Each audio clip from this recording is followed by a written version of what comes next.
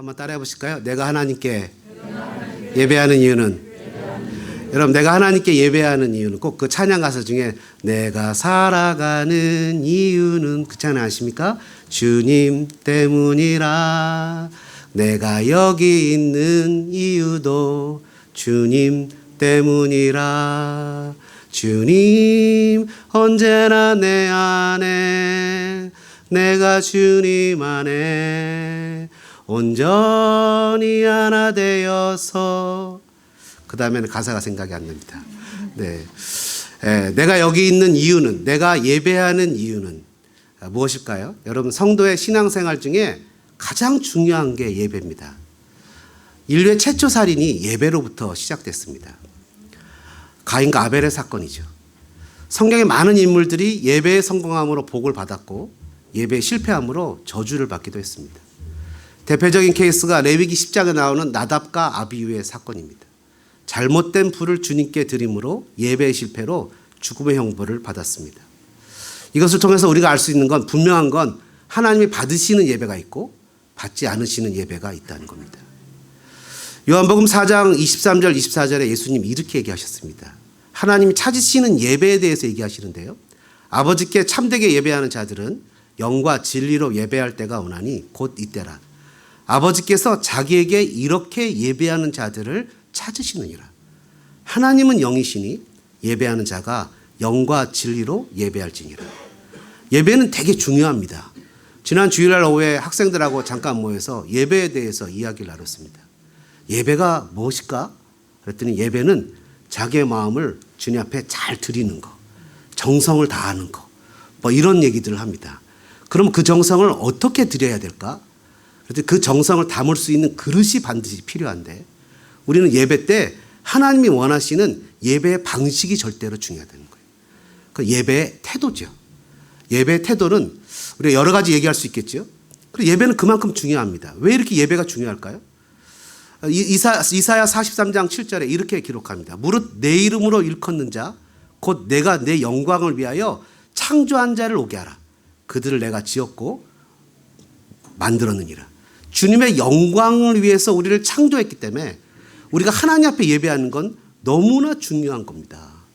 여러분, 지난 수요일 날 간호사분이 저한테 급하게 전화 와서 목사님 빨리 지금 신방 가셔야 되는 곳이 있습니다. 그래서 제가 가서 기도를 해줬어요. 금방 돌아가실 것 같다고 그래서. 근데 예수님을 그 친구분이 며칠 전에 영접을 시켰다고 얘기를 하더라고요. 그래서 거의 뭐 의식이 없는 분인데 가서 예배를 하면서 찬양을 많이 불렀죠. 그리고 말씀도 보혈의 공로와 십자가의 찬양을 부르면서 또 예수님에 대한 말씀을 증거하면서 그런 기도도 하고 한참을 하고 돌아왔습니다. 금요일 날 아침에 이제 또 다른 95세 된 할머니를 널싱홈에서 신방할 일이 있어서 갔다가 마침 그 병원에 그 널싱홈에 그분이 계셔서 마음이 왠지 꼭 가보고 싶어요. 그래 갔어요. 가고서 그분을, 그전에는 이제 안 얹었지만 손을 얹고 기도를 했는데 하나님이 그 마음을 알게 하시는데 그 마음에 귀신이 가득 찬 거예요. 온갖 저주와 분노와 그 속에 뭔가 원망이 가득 차 있어요. 혼자예요. 아무 가족이 없어요. 일생 한 번도 하나님 앞에 예배 드려 본 적이 없어요. 그 마음속에 혼자 살면서 온갖 분노가 있어요. 축사를 하고 귀신을 쫓아내고 믿음으로 그리스도 예수의 이름으로 선포하고, 그리고 마음이 너무 그래도 불편했어요. 뭔가 그 입으로 주님을 시인하게 하면 좋겠는데 도대체 정신이 하나도 없어요. 살아생전에 예배를 드려본 적이 없어요. 돌아왔는데 채 1시간도 안 돼서 오피스에서 문자가 왔어요. 돌아가셨다고. 물론 임종 예배를 제가 드린 격이 되었지만 저는 실은 솔직히 자신을 못하겠습니다. 천국에 갔다고 말을 못하겠어요.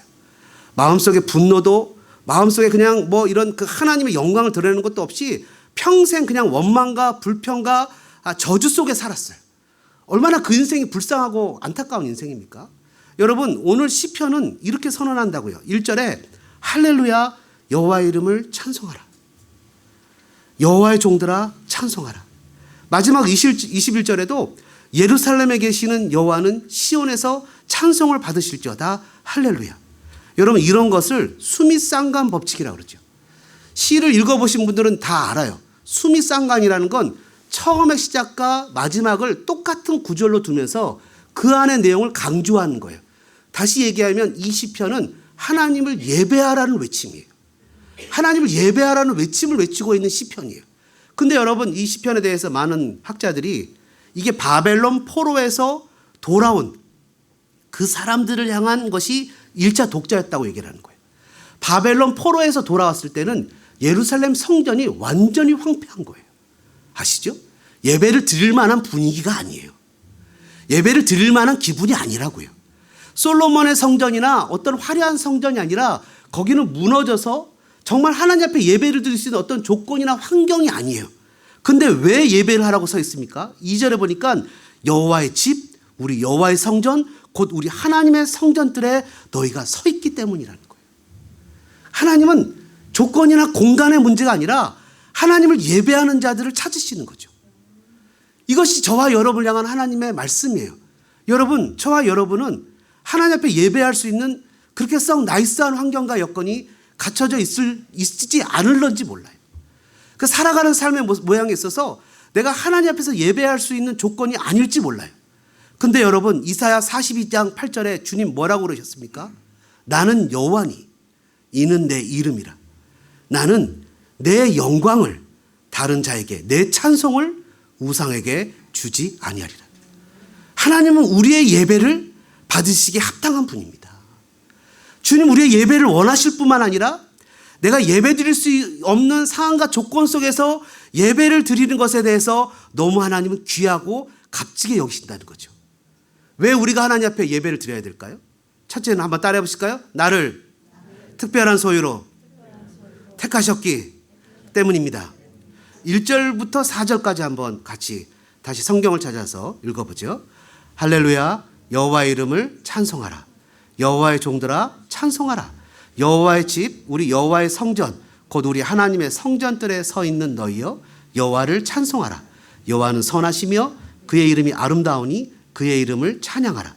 여호와께서 자기를 위하여 야곱 곧 이스라엘을 자기의 특별한 소유로 택하셨음이로다. 1절, 2절, 3절에 여호와를 찬양하라는 말이, 예배하라는 말이 4번 나옵니다. 왜 예배를 해야 될까요? 4절에 한 가지 빠졌죠. 그 앞에 왜냐하면이라는 단어가 빠졌어요. 뭐라고 써있죠? 여호와께서 자기를 위하여 야곱 곧 이스라엘을 자기의 특별한 소유로 택하셨기 때문이라는 거죠. 여러분, 근데 왜 택하셨으면 좀 멋지고 훌륭한 사람들을 택하지 않고, 우리가 지금 본문에 나오는 성경을 잘 몰라서 그렇지, 여러분 잘 아시는 대로 시브리어 원어에 보면 야곱이란 말뜻 자체가 무슨 말인지 아시죠? 거짓말쟁이, 사기꾼, 발꿈치를 담는 자. 하나님 뭐라 그래요? 여호와께서 자기를 위해서 거짓말쟁이를 택했대요. 하나님이 자기를 위해서 사기꾼들을 택했대요.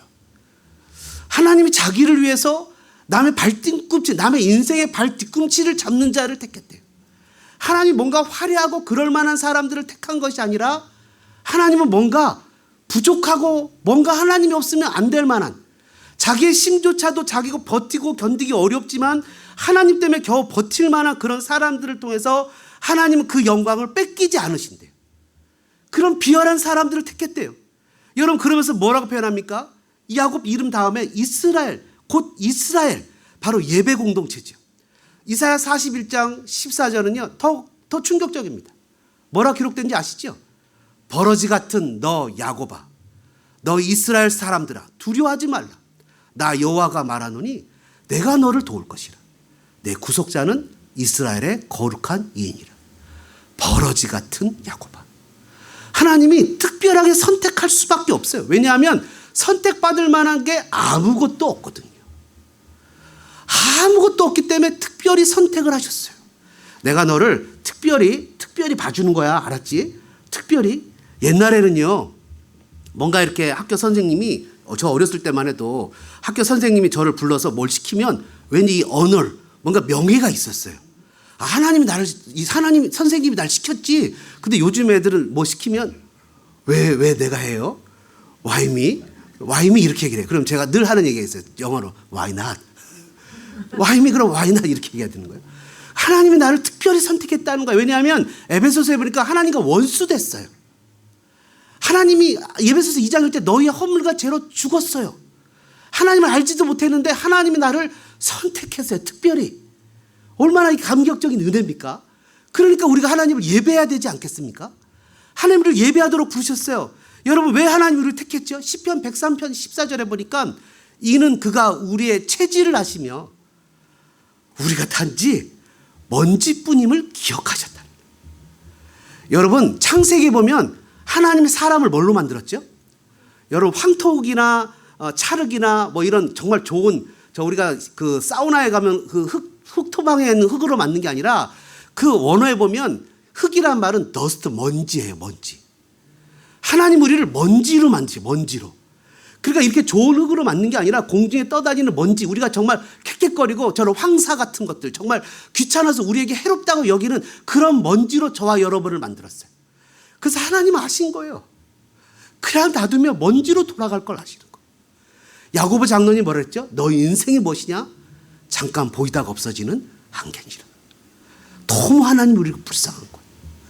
그냥 놔두기에는 너무 하나님이 불쌍해서 그냥 그렇게 처절하게 살다가 처절하게 죽을 거라는 것조차도 모르는 인생이라는 것을 하나님이 너무 불쌍하신 거예요. 그래서 하나님이 우리를 택하셨어요. 여러분 어저께 박상훈 선교사님 저 그림 보시면 저는 남자인 줄 알았어요. 남자인 줄 알아갖고 저분이 여자인 걸 어저께 이제 영상을 미리 다운받아 놓고 그걸 다 한번 봅니다. 왜냐하면 그게 이제 그 내용을 혹시 끊어질까봐 한번 다 봤는데 맨 처음에 여자가 나와서 얘기하길래 뭐 간증하나 싶어갖고 봤더니 저분이 선교사님 부인 선교사님인데 아프리카에 갔는데 그렇게 남편을 원망하고 하나님이 너를 불렀지 나를 불렀냐. 우리 아이 그냥 그 계란 한 조각 매일 못 먹이고 우유 한 컵 못 먹이는데 그냥 맨날 싸우고 지옥 같은 생활하고 남편 발목 잡고 막 이렇게 했는데 어느 날 죽을 병에 걸려갖고 죽게 생겨서 마루에 이렇게 엎드려져 있는데 하나님이 오셔갖고 참 신기하죠. 하나님 오시면요. 여러분 다 경험해 보셨습니까? 하나님 오시면 야, 너 힘들지? 내가 너 다 해결해 줄게. 이러시지 않아요. 뭐라 하시 아닙니까? 힘드니? 내가 널 사랑한다. 널 사랑한다는 거예요. 너의 존재의 연약함과 네가 나 없으면 조금 더 견딜 수 없는 존재이기 알기 때문에 내가 널 사랑한다는 거예요. 그러니까 그 말을 들으면 그냥 뭉클. 여러분 제가 옛날에 얘기했잖아요. 마리아 선교사님이라고 그 선교사님 와가지고서 기도하는 거 이렇게 보니까 그분이 저 같이 밥도 먹고 막 이랬거든요. 그래갖고 그분이 막 이렇게 집회하면 평상시엔 5예배도 안 나왔던 분들이 그분 집회하면 5예배를 나와갖고 얘기하는데 그분이 다른 얘기하는 게 없어요. 하나님이 자매님을 사랑하신대요. 그럼 그냥 울어요. 자매님을 사랑하신대요. 그러면 패닉에 빠진 사람 누구죠? 담임 목사님이요. 맨날 내가 얘기했는데 하나님 사랑한다. 그럴 때는 뭐 반응도 안 하더니 저 여자 선교사님 갖고 하나님 사랑하신대요. 그러면서 그 선교사님이 네가 너를 불렀지 나를 불렀냐? 이랬는데 어저께 뭐라 그래요? 하나님이 내가 너를 여기 불렀어. 내가 너를 여기 불렀어. 하나님이 저와 여러분을 부르셨어요. 왜요? 예배하게 하기 위해서. 예배할 만합니까? 우리가 왜 예배해야 되는지 아십니까? 하나님 우리를 그 부르셨기 때문에 여러분 내가 무엇에 소유권을 주장할 수 있는 방법은 몇 가지라고요? 2가지예요. 하나는 돈 주고 사든가 아니면 만들든가. 고린도전서 6장 19절 20절에 보니까 이렇게 기록합니다. 너희 몸은 너희가 하나님께로부터 받은 바 너희 가운데 계신 성령의 전인 줄을 알지 못하느냐. 너희는 너희 자신의 것이 아니라 값으로 산 것이 되었으니 그런즉 너희 몸으로 하나님께 영광을 돌리라. 두 손을 이렇게 가슴에 한번 모아볼까요? 한번 따라해보죠. 내 몸으로 하나님께 영광을 돌리자. 내 몸으로 하나님께 영광을 돌리자. 예수 그리스도의 피로 우리를 사셨어요. 그래서 우리는 주님 것이라고요. 그리고 하나님 우리를 창조하셨잖아요. 여러분 피값으로 우리를 샀어요. 그래서 여러분 예배를 우리한테 주님 앞에 예배를 드리는 겁니다. 그 사랑에 감격해서 예배하고 주님 앞에 믿음으로 나가는 거죠. 2번째로 내가 왜 하나님께 예배해야 될까요? 5절부터 7절까지를 한번 같이 읽어볼까요? 5절부터 7절입니다. 같이 읽겠습니다. 내가 알거니와 여호와께서는 위대하시며 우리 주는 모든 신들보다 위대하시도다. 여호와께서 그가 기뻐하시는 모든 일을 천지와 바다와 모든 깊은 데서 다 행하셨도다. 안개를 땅끝에서 일으키시며 비를 위하여 번개를 만드시며 바람을 그 곳간에서 내시노다. 왜 하나님 앞에 예배해야 된다고요? His great. God is great. Greater than all gods. 다른 어떤 우상들보다도 하나님은 위대하신 거예요. 하나님 위대하세요. 15절부터 18절까지 보니까 뭐라고 써 있습니까? 열국의 우상은 은금이고 사람의 손들어 만든 것이라. 입이 있어도 말하지 못하고 눈이 있어도 보지 못하고 귀가 있어도 듣지 못하고 그들의 입에는 아무 호흡도 없고 그것을 만든 자와 그것을 의지하는 자가 다 그것과 같으리라. 그런데 우리는 어떻게 해야 된다고요? 우리는 살아계신 하나님을 예배하는 거예요. 모든 것 위에 뛰어나신 하나님을 예배하는 거예요. 그 하나님은요 정말 위대하신 분이에요. 여러분 아멘이십니까? 하나님 그 어떤 것보다도 위대하신 분이에요. 대표적인 예가 있죠. 여러분 이스라엘이 타락했을 때 엘리 제사장 시절에 여호와의 언약궤, 하나님의 임재를 상징하는 여호와의 언약궤만 가지고 전쟁에 나가면 다 이길 줄 알았어요. 그 부적처럼 여호와의 언약궤를 가지고 싸움에 나갔는데 블레셋 사람들한테 지고 언약궤를 빼앗겼어요. 이 사람들이 아스돗 다곤 신전에 갖다 놨어요. 근데 그 다음날 가보니까 다곤이 납작 여호와의 언약궤 앞에 엎드려져 있어요. 다음날 이상하다고 다곤을 세웠어요. 다곤 우상을. 그랬더니 다음날 갔더니 몸만 엎드려져 있는데 머리가 동강 잘려져 있고 손목이 잘라져서 문지방이 있어요. 그러면서 독종이 막 일어나서 아스돗 사람이 병에 걸리니까 사람들이 이상하다. 이게 만약 여호와의 언약궤 때문에 그런 건지 아니면 우연히 일어난 건지 알기 위해서 수레를 매보지 않은 금방 송아지를 낳은 소를 이 새수레에 매서 이 언약궤를 싣고 이스라엘에 가도록 놔둬보자. 이게 똑바로 이스라엘 향해서 걸어가면 이게 여호와 때문에 일어난 거고 이게 삐뚤삐뚤해서 자기가 금방 송아지를 낳았으니까 그 송아지를 엄매엄매하면 그 송아지한테 가면 삐뚤삐뚤하고 또 금방 수레를 매보지 않은 소니까 얼마나 이게 불편하겠어요. 막 몸부림이 튀면 이건 우연히 일어난 걸 하자. 근데 뭐예요? 벳세메스로 가는 소가 똑바로 가는 거예요. 그래서 이것은 다곤 신이 우상에 세서 여호와가 진 것이 아니라 이스라엘이 진 것이 아니라 이스라엘이 타락했기 때문에 하나님이 그들을 징계하기 위해서 블레셋 손에 붙이신 거예요. 여러분 그래서 여호와는 그 어떤 분보다 강한 분이죠. 여러분 그 사건은 너무나 잘 압니다. 왜냐하면요 이스라엘이라는 사람이 예루살렘이라는 예배를 드리기에 최고의 조건에서 실패했을 때 바벨론에 가서 예배에 성공했잖아요. 누가 있어요? 다니엘. 그의 세 친구. 우상전에 바쳤던 그 음식을 먹지 않고 우리는 하나님 앞에서 예배자로 서 있겠다고 주장했을 때 여러분 놀라운 기적이 나타났죠. 우상에 바쳐졌던 그 고기와 산의 진미를 먹었던 사람보다 더 때깔이 좋고 때깔이라는 표현은 별로 안 좋은 거예요. 하여튼 얼굴에 윤기가 나고 성령이 충만한 모습이 나타나면서 그 우상이 가득 찬 그 바벨론의 왕의 궁전 속에서 예배에 성공하는 모습을 보여주잖아요. 성전이 아닌 그곳에서 주님은 그들의 예배를 받으시고 그들의 주님의 되심을 나타내셨습니다. 여러분 우리는 지난 여름에 여러분들이 기도하고 헌금하고 헌신해서 라오스를 갔어요. 그곳엔 교회가 없어요. 복음을 전하지 못해. 그러나 여러분 복음이 전해졌고 기적이 나타났어요. 하나님이 그곳에도 계세요. 얼마 전에요 제가 세미나를 들었는데요. 평생 교육계에 계셨던 분이 이런 세미나를 합니다. 이제는 더 이상 퍼블릭 스쿨에서는 기대할 게 없대요. 더 이상 학교에서는 기대할 게 없고 교육이 너무 답답하면서 그분이 마지막으로 기대와 소망을 거는 건 교회 교육이래요. 특히 그분이 얘기하는 건 뭐냐면 단기 선교래요. 단기 선교는 정말 놀라운 교육 효과가 있대요. 왜냐하면 이 아이들이 다른 새로운 문화권에 가서 전혀 접해보지도 못한 새로운 세계를 접하면서 그들의 가치관과 세계관과 그들의 삶의 새로운 도전과 그 새로운 그런 어떤 그 영향력을 받는 엄청난 실은 그분이 그 얘기를 하시는 것을 듣고 저는 너무나 놀랐어요. 왜냐하면 그걸 우리가 하고 있잖아요. 예배하지 못하는 땅에서 예배자로 서서 하나님을 바라본다는 것이 얼마나 기가 막힌 은혜와 경험의 순간들입니까? 하나님은 장소와 인간의 언어와 경험을 뛰어넘는 정말 위대하신 분입니다. 여러분 아멘이십니까? 그분은 예배받기에 합당한 분입니다. 또 본문에 보니까 6절에 이렇게 얘기하고 있죠. 그 위대하신 하나님은 우상보다 뛰어나신 하나님이 5절에 얘기하고 6절에는 뭐라고 표현합니까? 그분은 전등하신 분이래요. 이 영어 성경에 보면 너무나 잘 나와 있는데요. 6절에 보니까 The Lord does whatever pleases him. 그가 기뻐하시는 것은 무엇이든지 하신대요. 그러면서 뭐라고 기록합니까? In the heaven. 하늘이나 and on the earth, 땅이나. 여러분 예수님 뭐라 했어요? 아버지의 뜻이 하늘에서 이룬 것 같이 땅에서도 이루어지리라. 주님의 뜻은 하늘이라 땅에서 이루어지면 그 가운데 있는 것은 다 이루어지는 거죠. 바다와 그 깊은 곳까지도 다 이루시는 하나님의 뜻이라는 거예요. 하나님은 하나님 기뻐하시는 것을 다 이루시는 분이기에 우리의 예배를 받기에 합당하신 분입니다.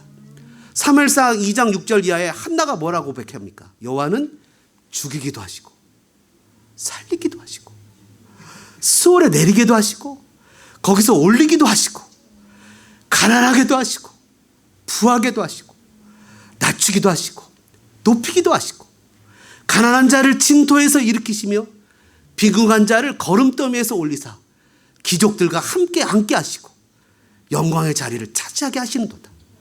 땅의 기둥들은 여호와의 것이라. 여호와께서 세계를 그것들 위해 세우셨도다. 여호와를 대적하는 자는 산산이 깨어질 것이라. 하늘에서 우레로 그들을 치시리로다.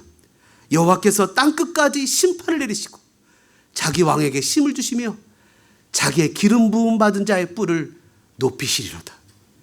제자들이 풍랑 가운데서 난리가 났습니다. 도대체 이 풍랑 가운데 해결할 수 있는 방법이 없습니다. 주님, 우리가 죽게 되었습니다. 우리가 죽게 된 것을 돌아보지 않으십니까? 주님이 바다를 향해서 꾸짖으시니 바다가 잔잔해졌습니다. 그리고 제자들을 향해서 믿음이 없음을 책망하셨습니다.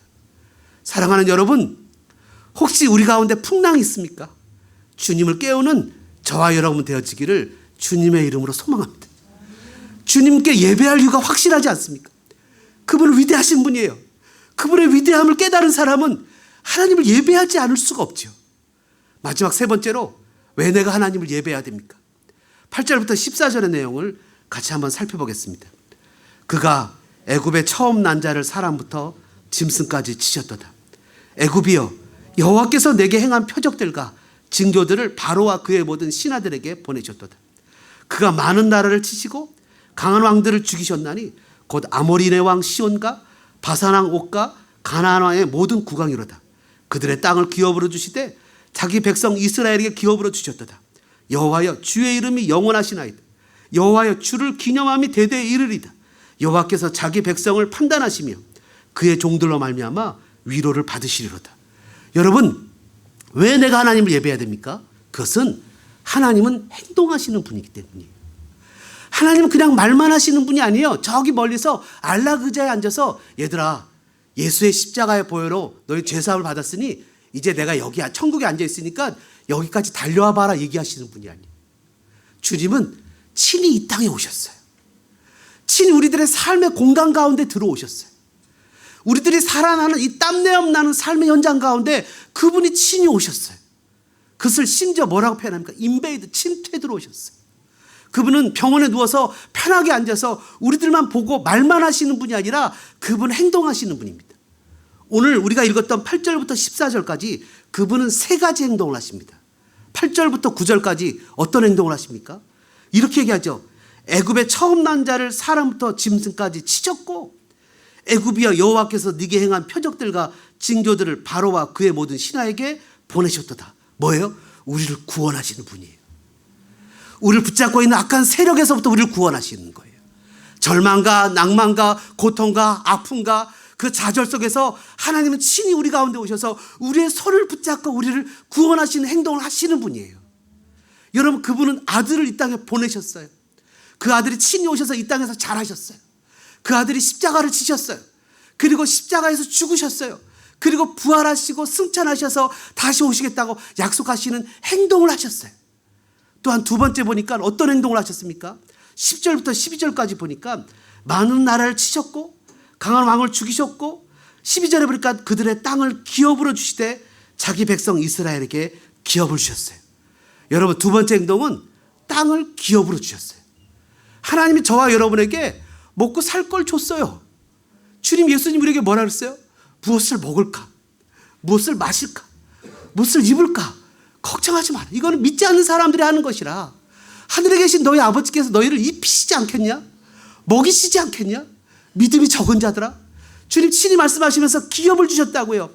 여호수아 아래 땅을 기업으로 줬어요. 모세의 전쟁에서 이기게 하시고 여호수아 아래 땅을 기업으로 주셔서 그 기업은 어떤 기업이에요? 신명기에 보니까 뭐래요? 심지 않은 포도를, 우리가 심지 않은 과실을 먹게 하고 풍족함으로 먹게 하신다는 하나님의 언약과 약속이 있어요.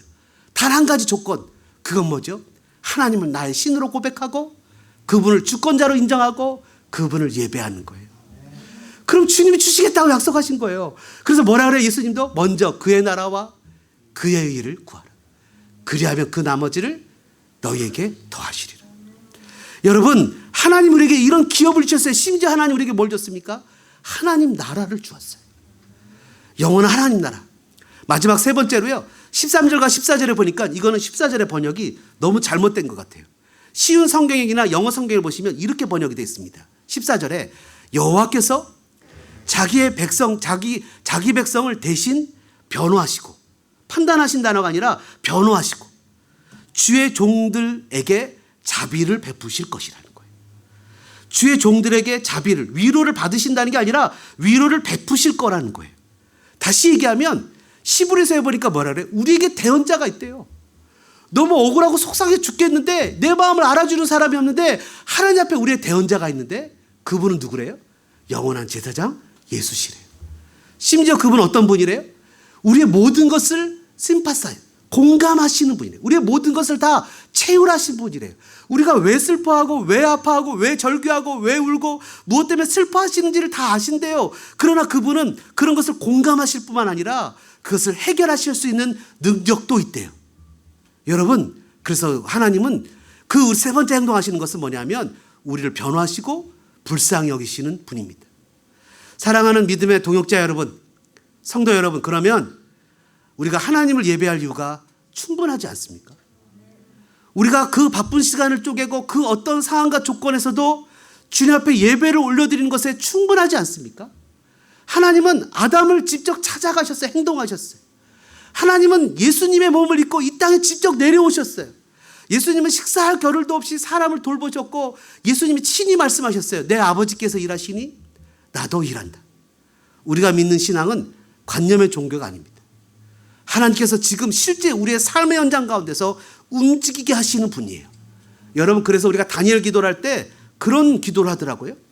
우리의 절망이 하나님의 시작이라는 거예요. 우리가 주저앉을 때 하나님은 움직이신다는 거예요. 우리의 힘으로 무엇인가를 하려고 애쓰다가 도대체 내 힘으로 안 될 때 저와 여러분이 주님 앞에 주저앉아 하나님을 예배하는 성도들 되어주시기를 주님의 이름으로 축복합니다. 이 시간에 같이 한번 기도하는 시간을 갖겠습니다. 주님, 제가 주님을 예배하는 사람 되기를 원합니다. 상황과 조건이 아니라 내가 주님 앞에 결단하여 예배하는 사람이 되기를 원합니다. 예배할 수 있는 조건이 아님에도 불구하고 주님을 예배하는 사람이 되어지기를 원합니다. 주님 앞에 영광을 돌릴 수 있는 조건이 아님에도 주님을 예배할 수 있는 사람이 되기를 원합니다. 주님, 제 마음을 만져주시고 주님, 제 결단을 받아주시옵소서. 주님 앞에 예배자로 서기를 원합니다. 말씀 생각하시면서 우리 3분 정도 같이 소리내서 기도하겠습니다. 사랑의 아버지 하나님, 감사합니다. 하나님, 저희들 예배자로 서기를 원합니다. 예루살렘이라는 최고의 예배 조건에서 실패한 이스라엘은 하나님 유배의 땅으로 갔습니다. 그러나 그곳에 있는 백성들은 예배할 수 없는 가장 예배할 수 없는 환경 가운데 하나님을 예배했습니다. 주님, 아직도 저 북한 지하교회에서는 하나님을 예배하는 사람들이 있습니다. 예배할 수 없는 삶의 현장이 있을 때, 예배할 수 없는 삶의 조건이 있을 때 하나님 주저앉지 말게 하시고 더 깊은 곳에 손을 높이 들고 하나님, 내가 주님을 예배합니다. 주님 예배자로서 고백하는 우리 모두 되게 도와주시고 주님 은혜를 베풀어 주옵소서. 아무도 예배하지 않는 그곳에서 주를 예배하리라. 아무도 헌신하지 않는 그곳에서 나 주를 찬양하리라. 누구도 헌신하지 않는 그곳에서 주께 헌신하리라. 누구도 증거하지 않은 그곳에서 나 주를 증거하리라.